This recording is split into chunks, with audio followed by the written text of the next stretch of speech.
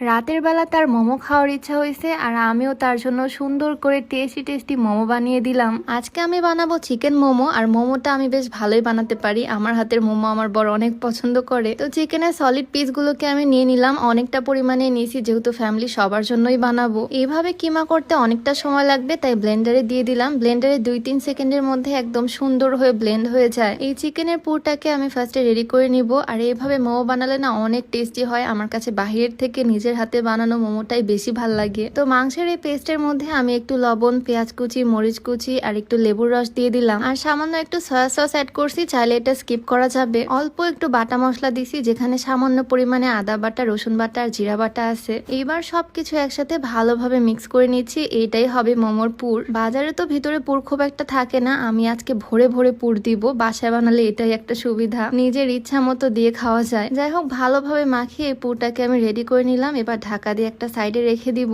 আর এবার আমি মোমোর ডোটা বানিয়ে নিচ্ছি, সেটার জন্য নিয়ে নিলাম ময়দা। ময়দার মধ্যে সামান্য একটু লবণ অ্যাড করলাম আর দিয়ে দিচ্ছি তেল। মোমোর এই ডোটাতে একটু তেল তো দিতেই হবে। লবণ, তেল আর ময়দাটাকে ভালোভাবে আগে হাত দিয়ে মিক্স করে নিচ্ছি, একটু পরে পানি অ্যাড করব। সত্যি কথা বলতে এই চিকেন ফ্রাই, মোমো এই জিনিসগুলো আমার বাসায় বানানোটা খেতে বেশি ভালো লাগে, কারণ বাইরে যে পরিমাণে দাম আর তার উপর বাসারটার টেস্টও ভালো হয়। আর যে আহামরি খুবই ঝামেলা তাও না, ইজি লাগে আমার কাছে এগুলো বানানো। ময়দার এই ডোটা সুন্দরভাবে মিক্স করে নিছি আর তারপরে একটু একটু করে ছোট্ট ছোট্ট করে লেচি বের করে নিচ্ছি। এখন এই ছোট্ট ছোট্ট করে আমি বেলে নিচ্ছি, একদম লুচির মতো ছোট ছোট গোল গোল শেপ হবে। আর মোমোর এই রুটিটা কিন্তু একদম পাতলা হবে, খুব একটা মোটা হবে না, মোটা হলে খেতে মজা হয় না। আর তারপর এভাবে কুচি কুচি করে ভাঁজ করে মিডিলে এভাবে চেপে দিচ্ছি। এই তো মোমো রেডি। আর ভিডিওর মাঝখানে একটু বলে রাখি, তোমরা যারা উচ্চতা বাড়াতে চাচ্ছ নিঃসন্দেহে এই সাপ্লিমেন্ট কম্বোটা ব্যবহার করতে পারো, হাইট গ্রোথ প্লাস ও হাইট ডেভেলপমেন্ট। যারা সাইড এফেক্ট নিয়ে ভয় পাও তারাও 100% নিশ্চিন্ত থাকতে পারো, কারণ এটা অনুমোদিত ফুড সাপ্লিমেন্ট। এটা গ্রোথ হরমোন বৃদ্ধি করে, হাড়ের বৃদ্ধির মাধ্যমে উচ্চতা বৃদ্ধি করে। রেগুলার এই কম্বোটা খাওয়ার মাধ্যমে ভালো একটা রেজাল্ট পাওয়া সম্ভব। আর এটা নর্মালি হরলিক্স বা কমপ্লানের মতো দুধের সাথে মিক্স করে খেতে হবে প্রত্যেক দিন। তো এই কম্বোটা তোমরা পেয়ে যাচ্ছ ফিট ক্যাফে 24 ফেসবুক পেজ থেকে। তাদের পেজটা আমার ডেসক্রিপশনে মেনশন করে দেওয়া থাকবে।